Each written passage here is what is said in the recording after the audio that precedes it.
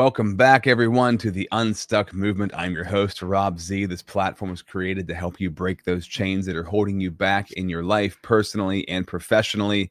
Today, we have the powerful Drew Deraney with us on the podcast. And Drew, I'm going to dive in. This is kind of wild, man. So you were going through some life-shaking events all at the same time, and this had a big transformative effect on you. Can you describe a little bit about these four major events in your life that kind of happened all around the same time? Yeah, no, absolutely. And I'm excited to be here, Rob. Yeah, and I always say I have in the past have had the uncanny knack of encountering at least two or three of the top five life stressors at the same time, not on purpose. But the most recent was in 2018. It was April of 18. Divorce is final. Walk out of the courthouse with a piece of paper that's legal closure. The other closure takes a lot longer. So, and that was in April of 18. And 6 months later, right after I turned 50, I got fired from my last hospital job. I did what I thought was the right thing, reporting a HIPAA violation. Just the way I did it, they didn't like. So I'm out after 30 years in healthcare. And 6 days after I get fired, I'm with my middle child. He's 14 at the time, at his therapy session, and I learned that he had suicidal ideations and was working on an attempt. And then fast forward to the date that we were able to get him a room at an inpatient facility to get him help. He's up there when on the day before Christmas Eve, my dad unexpectedly gets sick. Next day, brought to the hospital. And on January 13th of 2019, my dad passed away. So we talk about top life stresses in life. You got divorce, you got job loss, you got health issues for your kid, and then a passing of a loved one, rapid fire. That hit me as hard as you could possibly imagine, and I didn't want to be on the earth anymore. And what I'll get into about how do you tackle multiple life stressors simultaneously. I do have a book out called I'll Have What She's Having, Memoir of a Reformed People Pleaser. Those shots, it was kind of like being in a boxing ring, and you go down, you get back up, you go down. The fourth time with my dad dying, I was playing the blame game. I was the victim. It was the wife's fault for the divorce. It was my boss's fault for firing me. It was my fault and my ex-wife's fault for failing our child. And it was God's fault for taking my dad. And when you're in blame and victim mode, you go into isolation. And I isolated myself. I did not ask for help. And especially being a male in this society, we're not supposed to cry. We're not supposed to show emotions, and we're not supposed to ask for help. I put myself in a cocoon and I said, I don't want to live. And if I live, I'm not doing it for myself. I'll do it for others. So I looked in the eyes of my kids and my mother, and I said, this is going to be my purpose on this earth, is to get them through it so they can thrive. I didn't even think about myself. On the other side, I was a shell of a man. When I had them at least, functioning well, I was shot and did not know what my purpose on this earth was. And if I had to do it again, knowing what I know now and what I tell others, is you got to reach out to your connections, the people who care about you.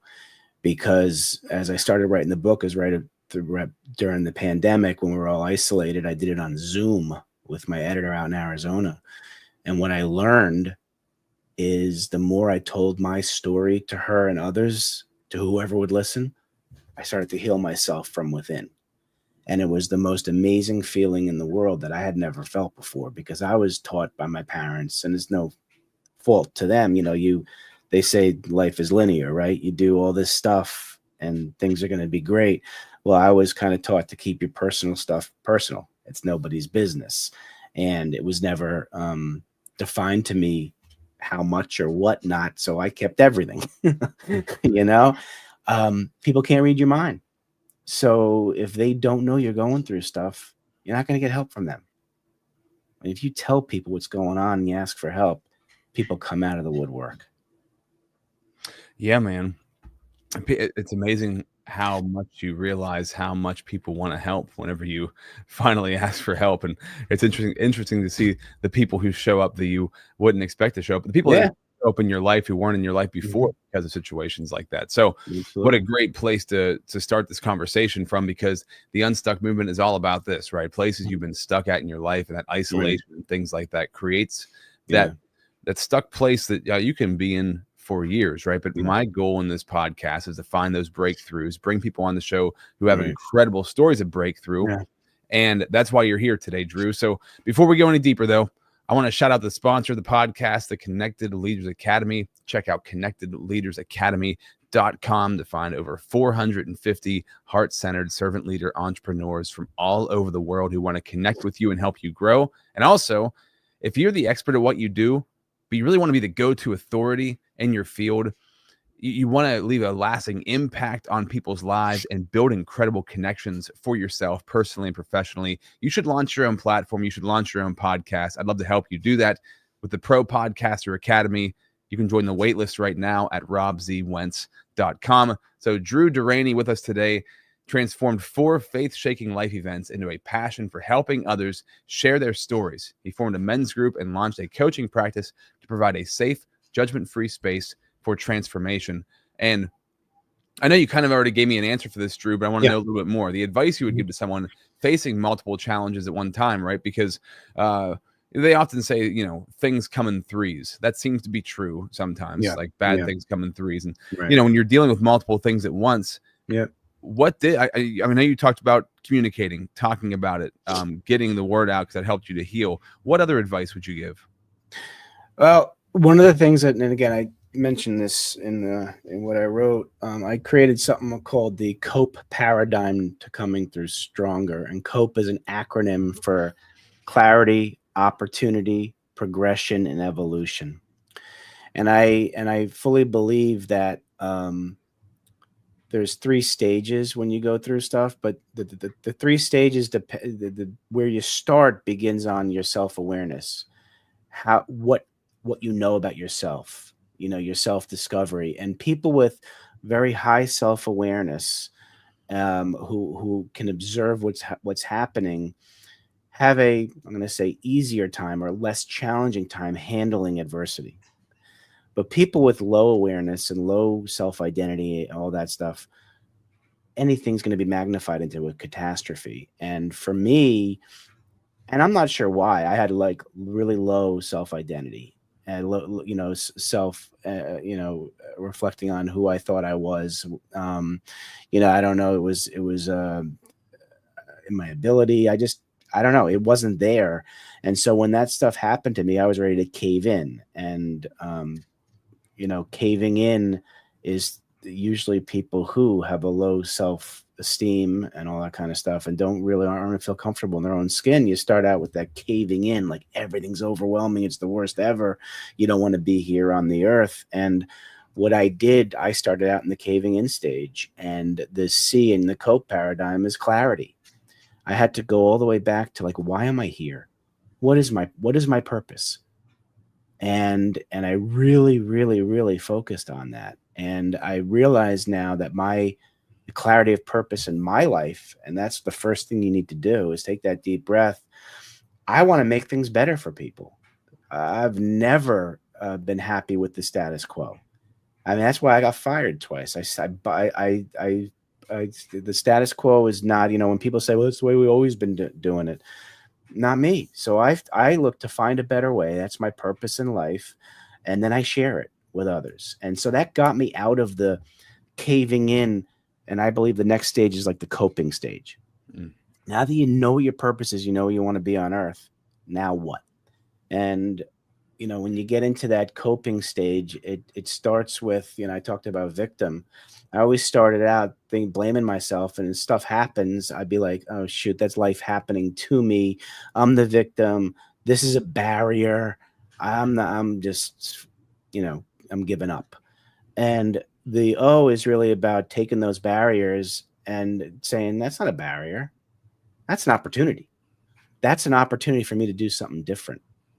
And that's the O in cope. And then from there, you got to act on it.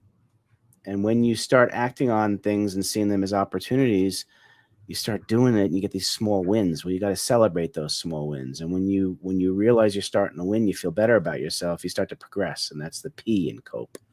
And then as you progress and keep doing and doing, you start to evolve, and that's the E.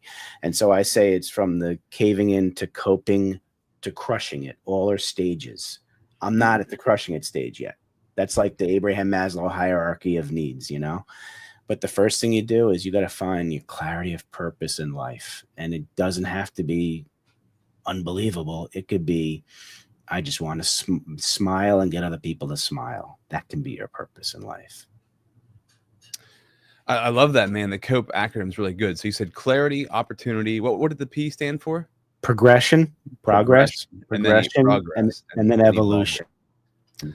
I love that because, you know, it seems like when things happen to you, and if you kind of just let life happen to you, then life writes your story, and you kind of are like given this story, but you can actually write your own story. So what I hear in that acronym COPE is, you know, clarifying what is happening, where's the opportunity here, move forward and progress, and that helps you to evolve. And that is when you write your own story. You take this thing and you take ownership of it. And I've been talking about ownership a lot lately on the podcast because it's so important for us to take ownership of the things that have happened to us. How? Because those were some big, heavy things that happened to you over a short period of time. How did you take ownership of them practically? Like what? I know like the concept here of COPE, but how did you practically do it? No, it's a good question.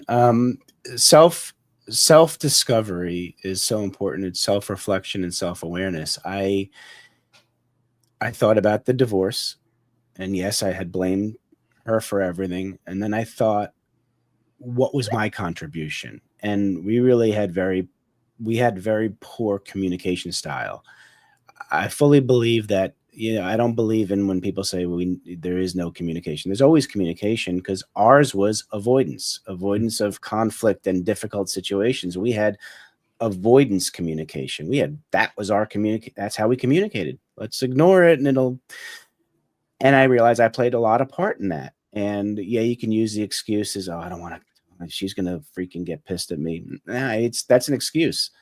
So, you know, from that, you know, I learned that I'm going to do things scared, and it could be confronting somebody about something that bothers you. Don't worry about the consequence. Just do it in a tactful way. Boom. I mean, I was on a public speaking boot camp, and I was challenged with eating fire, literally eating fire, and I did it scared. I learned how to and do it. And that's the drastic measure. But what I do though is I really anchored that belief that when I did eat the fire, if I get scared about doing something, I think about it and I go, Drew, you ate fire. You can do this, you know? And so that was that. I would say is like how I, you know, the practical approach to it. Yeah. And that's a good way of looking at it, man. Do things scared, because that's what courage is. It's like feeling the fear, but you know what? I'm going to do it anyway. And you always feel so much better after you do it. And so much times, so many times, well, actually every time in communication, for me at least, I'm like, I don't know how I'm going to start this. Starting is the hardest part with everything. Yeah. How do you start? What's the first thing I'm going to say? And that can honestly cripple you for decades. Yeah. Just like not knowing what to do first. Just do something. The practical part of that COPE, progress. I mean, it's so important just to move, to make a decision and move. Absolutely. There's so much power in that. It's so true. Somebody just told me yesterday, and I had actually, it was my therapist. I had my therapy session yesterday, and she said, motion is lotion. It makes things so much smoother when you actually move. Motion is lotion. I'm like, can I steal that? She said, yeah. I'm stealing it right now. I'm going to write it down. Motion is lotion. Is lotion. Yeah. Well, because lotion revitalizes, it rejuvenates. It does. It gets rid of the friction, right? Gets rid of the friction, makes things clearer, makes things smoother. All right. It's in motion is all of those things, having motion. And we control that. We control whether we move. You know, there's many of us don't believe we have as much control in our life as we do. Yeah. We have Very choices true. every day, but if we have blind spots, we don't see those choices. So that's what got me through the divorce, that part, that thinking. And then even with the job loss, blaming my boss, I didn't get fired because I reported the HIPAA violation. She asked me to wait a week or so, do some more research to confirm I was right, and then she'd say go. And I said, no, I know I'm right. I did all the research and I did it anyway. So I just kind of defied her. And so that was my issue. It wasn't that it was my ego was too big. I knew I was right. It's okay. I still could have kept my integrity and done a little more due diligence. And, but it was good I was fired because life changed. But that's what I realized with that. And then with my son, I didn't realize he was telling me a lot of stuff in his body language and and his emotions, not necessarily because he's not a talker of his emotions. He's more body language stuff and behavior. I didn't see it. I was so overwhelmed in like the rat race of life.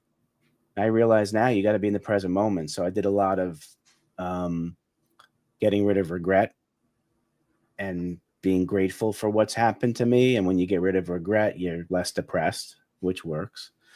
I also did a lot of faith stuff, looking forward instead of being afraid of the future, having faith that things are going to be okay. You always have to go to a higher power, whatever that is. So that helped me with my son.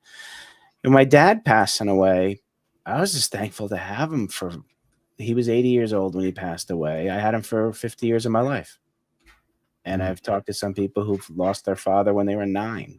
Yeah. So instead of blaming God, I was like, thank you for, letting me have him for 50 years. So but it took a lot. It wasn't an overnight process, but it starts with self-discovery. Look in the mirror. Did I do everything the best I could do? The answer is always no. Mm-hmm. And then you can always do better. And that's why my purpose is to find a better way and share it with people. Yeah, man. Really important. And I'll commend you, first of all, getting through all those things. Like, it's just going to make you so much more powerful in what you do, that's why I love coaching, because the more stuff you go through, the stronger you get. You grow through what you go through, or you die through it. you have a choice. You have a choice there. But we got to shout out the sponsor real quick. But when we come back, though, I want to talk about this. This is an important subject for men and for women. These common challenges men face with sharing their stories, because so many guys. I was just talking on a coaching call before this podcast with somebody about this. Somebody who has somebody in their life who can't open up. They're like unable to. And it's so aggravating and so frustrating. So I'm curious just what advice you have there, because that is such a sensitive subject for so many guys they want to ignore. And if that was you, how did that change? We'll talk about that in 1 minute. Are you struggling to make consistent, valuable content for yourself? Do you want to have an efficient and effective way to create content that attracts the people that you want to connect with in life, the people you want to build relationships with in business? Do you want to be the go-to authority at what you do, at what you're great at? Would it be helpful for you if you had a platform that connects you to incredible people in your industry? The kind of platform that gets you leads and lands you clients without you having to beat down anybody's door or blow up anybody's inbox. Whether you're already creating content or you're desiring to start and it's something that's been kind of burning inside of you for a while, I urge you and encourage you to check out the Pro Podcaster Academy. Get started right now. Join the waitlist at robzwentz.com. Hi, my name is Jose Escobar, and I'm the founder and CEO of the Connected Leaders Academy. We're a growing tribe, a community of entrepreneurs all over the world globally. If you're an entrepreneur and you're looking to grow personally and professionally, scale your influence, develop your skill sets, move the needle in your business, more clients, more money, more profit, the bottom line. And of course, grow your circle and your network like never before. Join the Connected Leaders Academy today. Check me out on Instagram and on Facebook, the @ JASCO25. We look forward to having you join us. Take care. So Drew, when it comes to guys, like, what's our freaking problem? All right. Well, we are choosing to die younger than we need to. How's that? And let me tell you why I'm saying that. Men are approximately 50% of the population in the US, 50, 49, 51, and we're 80% of the suicides in this country. All right. Now, why is that? Society tells us that men should not cry, show emotions. It's a form of weakness, right? Well, there's scientific proof that our tears have toxins in them, natural toxins that need to be released, which is why when you cry, tears come out. We release natural toxins. Yet men, because we're told not to cry, we're now choosing to suppress those natural toxins, which aren't good for our body inside. There's also emotional toxins that are released when we tell our story or we ask for help. Yet we're told not to do that. So we're told we choose to suppress those toxins. Another piece of data, the average lifespan for a woman in America is 79.2, 79.1. The average lifespan for men in our country is 73.2. Largest gap since 1996. You tie all of that together, there's a positive correlation in men choosing to listen to society and be the macho, whatever we are, the man up garbage. We're dying about 6 years younger than our female counterparts. And what happens when we die? We leave our kids behind. We leave our partner alone, right? We have a choice how to narrow that gap. It's to take care of ourselves. It's self-care. So it just burns me up that we fall for this narrative that men have to be this, we can still keep our caveman stuff of hunting and providing, and we can do it with a little more empathy and care for ourselves. I think it's selfish that we don't take care of ourselves, So I would say that's what we're doing. We're choosing to die younger than we need to. I've never heard of our tears releasing toxins, so I Googled it while you were saying that, and it's really interesting. Emotional tears release toxins and stress hormones. It's really interesting that reflex tears caused by irritation do not do that. Mm-hmm. It's strictly emotional tears. Right. They flush out hormones and other toxins out of our system, and they also release oxytocin and endogenous opioids, also known as endorphins. So when you cry for an emotional reason, you're releasing oxytocin and endorphins. Those are feel-good hormones that help physical and emotional pain. Right. And you're also releasing toxins through emotional tears that you don't release otherwise. That is fascinating. I did not know that. Yeah, that's wild. And you think about that happens with the crying. Think about when we laugh. We also release the positive hormone. When we smile at somebody and they reciprocate with a smile back, same thing. And what happens is these are the longer lasting hormones. It's not just like, the hormones that are released when you get this instant gratification stuff. That wanes. Yeah. Serotonin. And I'm thinking like, just from a biblical standpoint, men are called to be the spiritual leaders of the home. They're called to be the leaders of the household, right? So as a leader of the household, you've got to be a man, right? So you've, you're the one who's holding up the family. That's a lot of responsibility, right? So it makes sense why showing your emotions can be seen as this great weakness. I need to remain strong for my family, for my job, for my kids, for my wife, for myself, right? Which makes sense logically. But at the same time, if you bury all this stuff and you don't find an outlet for it, it will kill you. You will die sooner. So, absolutely.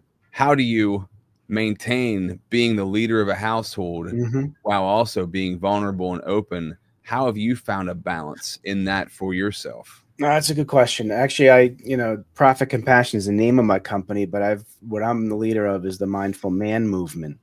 What that means is I encourage men to redefine strength and embrace your purpose. When you realize what your purpose is on this earth, it's to be that whole human being, All right, not the one-dimensional man, but the multi-dimensional man. And I know for a fact that when I keep it all in to be a man and I'm more stressed and physically in pain, and I don't want to spend time with my significant other or my kids, they see that. That's more hurtful to them. That ain't a rock. That's a marshmallow. You know? Yeah. And I firmly believe that if we can be multidimensional and become the modern man in a sense where we still provide and we still protect, yet we also show emotion, it's multidimensional, man. And that Yeah. that to me is kind of cool. That Now you didn't know how to do that though. How did you learn how to do that? I didn't know how to do that. You used to be the marshmallow. Oh yeah, absolutely. I mean, Absolutely. no, I was a rock. The same thing. The rock. But I mean how did I do it? Unfortunately, here, all right, look, in my mind, there's three types of human beings. Okay, you have human being, and for our purpose, I'll say man. Man number one is the man who's full of blind spots. All right, he can't see something coming his way. He just like goes through life. Life does it. I can't do anything. I'm just gonna live life the way, and he ends up on his deathbed with a ton of regrets. That's man number one. Man number two has a little bit of self-awareness. And he notices when the hits the fan, and he sees it and he goes, nah, that's a barrier. Nah, it's life doing it to me. That's their fault. I'm the victim. You know what? Life is set for me. It's the way it is. It is what it is. I'm going to go about it. And on his deathbed, he has regrets, a lot more than regrets than the one with the blind spots, because he's like, damn, why did I do something different? I knew. Then there's man number three. That's you. That's me. Over time, a little more self-awareness. And we realize, I'm tired of this crap happening to me. I can make a difference. That challenge there, that's not a barrier. That's an opportunity. And this goes along with the co-paradigm that we say, I'm sick of this. I'm sick and tired of being sick and tired. I'm tired of being a pushover. That's how I learned about people pleasing, which is kind of like a malicious way to live, because I was pretending to be somebody else just to fit in. Even with my wife, towards the end of the marriage, I started to be my true self. And she's like, why are you changing? I'm like, I'm not. This is the way I've always been. So you were lying to me this whole time? I fell in love with this guy who's not really you. You think about that. We need to be our true, authentic selves all the time, and not be afraid of what the repercussions are going to be. So that's a great point, man. Because when somebody sees the real you, they're like, why are you acting this way? And you're like, well, this is how I actually am. That's really interesting, right? And I'll let you continue here in a second. That's why I want to say this, because we act like people pleasing is for others, right? When we're bending to other people, it's like, well, I want to keep everybody happy. No, it's you need to keep yourself happy. And the only way you know how to keep yourself happy is to please other people, so you don't feel like they're upset with you. Because if somebody's upset with you, it's actually not their problem, it's your problem and how you're reacting to it. And that's a take responsibility thing, right? Take responsibility for how I feel and how I'm reacting. Absolutely. But Rob, it also stems back to how you feel about yourself. If you're not comfortable in your own skin, and when I talked about this before, you're not willing to put yourself out there and take whatever consequence comes your way, right? Yep. I was finally sick and tired of not being myself, that I don't care what people think about me anymore. I care about what people think.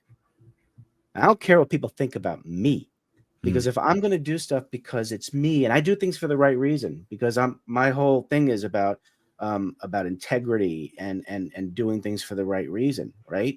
So if that's who I am, then whatever I do, you don't like me, goodbye. Because again, we have a choice who we let into our space, right? I made a lot of bad choices on who I let into my space. So yeah, we have a lot more control about our life than we realize. And the younger we realize that, the better. But when you think about that, greater than 50% of our belief system about ourselves and about the world is formed by the age of 7 to 10 by the people around us, because they tell us this is what you're going to believe. By the time we're 18 years old, about 90% of our belief system about the world and ourselves is set for us. There's a very small percentage of us at an age of 18, 19, 20 buck the system and say, wait, is that really my belief, or is that my mom's or my teacher's? I always say there's like 3 ways to friggin' wake up. It's either the tap on the shoulder by God or whatever, the whisper in the ear, or I needed the 2x4 upside my head 5 years ago. And there's a fourth level too. It's where the semi runs you over. Oh, semi, yeah. Thank God, I haven't seen that yet. I'm able to dodge that now. Yeah, but that's where it took for me. It took that 2x4 upside the head, and it didn't. It took age 50. Yeah, it was 6 years ago. And so my transformation, my breakthrough has been a 6-year, and I'm still not totally there yet, because it's a journey, not a destination. And it's now I can say it's exciting. I'm still here. What did you say 6 years ago? Oh, I didn't want to be here anymore. What's the point of living? And now I'm hearing my 22-year-old son who's got autism spectrum disorder asking me, Dad, what's the point of living? And I'm like, and I cringe when I hear it. I get this visceral reaction in my I'm like, that was me 6 years ago. I need to find a reason to be here. And see what the beautiful part of that is right now. He has you. You didn't have you, right? So he's got you. No, I didn't have me. Yeah. I want to be the person who I need for me when I stumble or when because there's always slippage. I mean, I've slipped after this because with my son, he's 22. When he was born, he had autism, but we didn't know it 22 years ago, and I was resisting it. Oh no, he's a boy being a boy and getting him tested. What are you talking about? So what if he knocks somebody over? But we finally had him tested at it was 2016. So what, 6 years ago? No, 16 was 8 years ago. 8 years ago. We had him. Yeah. 8 or years 9 ago. Years ago now. Jeez. 9. Yeah. So he was diagnosed with autism then. Diagnosed. He probably he had it his whole life. So now I started at his age now trying to navigate the system, and it's hell. I had to stop working for 7 months to just help this poor guy. And finally he tried college for the 4th time. Tuesday was the first day. It was tough for him, but he's got through it, and he hasn't quit. But now I'm in another breakthrough right now because I gave up everything, because that's why I'm a dad, because you give up everything for your kids. And he wants to, but when he started trying to hurt himself, I mean, I had both boys wanting not to be around. I knew I needed to shape up, and I'm growing now because of him. And that's why I'm pivoting my business to really supporting families with special needs, especially the autism spectrum disorder, because he's teaching me so much, man. I mean, it's just, Well, it's really good because when these things start to happen, right, you build a platform. This is why I love, make your mess your message, because if your mess becomes your message, and your message becomes a platform, whether that becomes your career, your business, or it's just like the nonprofit or the thing you do to help other people. Now you're helping people through something that you went through. But you're also strengthening yourself, because you can't knowingly be lying to people about a journey and that you're not going on. So you have to continue to grow and get better. It pushes you to do more as you're helping others to do more. And I also wanted to go back, Drew, to, you said 6 years ago you didn't want to be here anymore. So anybody who's in that place, whether that's personally or professionally, but when you're at your wit's end and you think it's not going to end, one of the main points of this podcast is when you think it's not going to end, it seems like, because that period can last a month, that period can last a decade, but there is an end to it. It does end, but you have to put, like you said, the progress. You got to put the action in to bring that ending. Clarity. How did you say that? Clarity, opportunity, progression leads to the evolution. You will evolve, but you have to push through that stuff. Yeah. I mean, I got a perfect real life example. I just, we found a wonderful life coach for my son. His name is Jim Stroker. He's in Ridgewood, New Jersey. His daughter is Allie Stroker, who is the first ever wheelchair-bound actress on Broadway, actress on Broadway, and she won a Tony for Oklahoma. We were at a session. Matthew wanted me to be with him at this, and Matthew was doing okay, but then Jim said something, I said something, and I could tell my son, we lost him up here. He was like shoulders shrugged down. And I said, how are we going to get him out of this? My God. And all of a sudden the phone rang. It was Allie calling her father. And Jim used this as a teaching moment. And he put her on speaker and asked her to talk to Matthew about giving up or knocking on that door. And he said to her, if you didn't knock on the door at Tisch School of Acting at NYU and ask them if they'd accept the first ever wheelchair-bound actress, she said, I wouldn't be where I am now. And he ended up telling Matt that, Matt, you have a choice. You leave your room, you go out and do something, and it may work and it may not. Or you can choose to go in your room. And then it's not going to work. You're not giving yourself that chance of maybe it will work. I've been on an emotional high, and I think my son has since that call, because he hung up with his daughter and he said, Matt, whatever you believe in, God spoke to Allie and said, Matt needs to hear from you. And so my message to people that there's somebody out there who's going through something similar to what you're going through, never the same, but similar, who has not just gotten through it, they're thriving. Yeah. And it behooves you to know that they're out there and seek them out. And you get some inspiration, man, because when we're in here telling us it's awful and you're talking in the same voice all the time, yeah, it's going to be awful. Self-fulfilling prophecy. You got to get out of your head. And whether that's a deep breath, going out in nature, grabbing something that makes you smile. It could be within 30 seconds, you got to break that bad thought. Otherwise, it's anchored in your brain and it just perpetuates. I've had to do it. I'm teaching it to many people. Yeah, man. Yeah. I love that. Yeah, because I'm there with you. You can get stuck. You get stuck in your own nonsense, and being of service to people is one of the best ways to get yourself out of that nonsense. Absolutely. So as we come to the end of this episode, I want to encourage people, make sure to check out your podcast. So subscribe to the From Caving In to Crushing It podcast on YouTube. Go to @ProfitCompassion on YouTube to check out the podcast.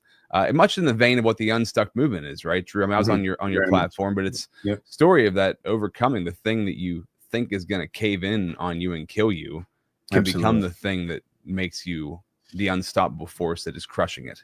Absolutely. 100%. I love that. That's the whole.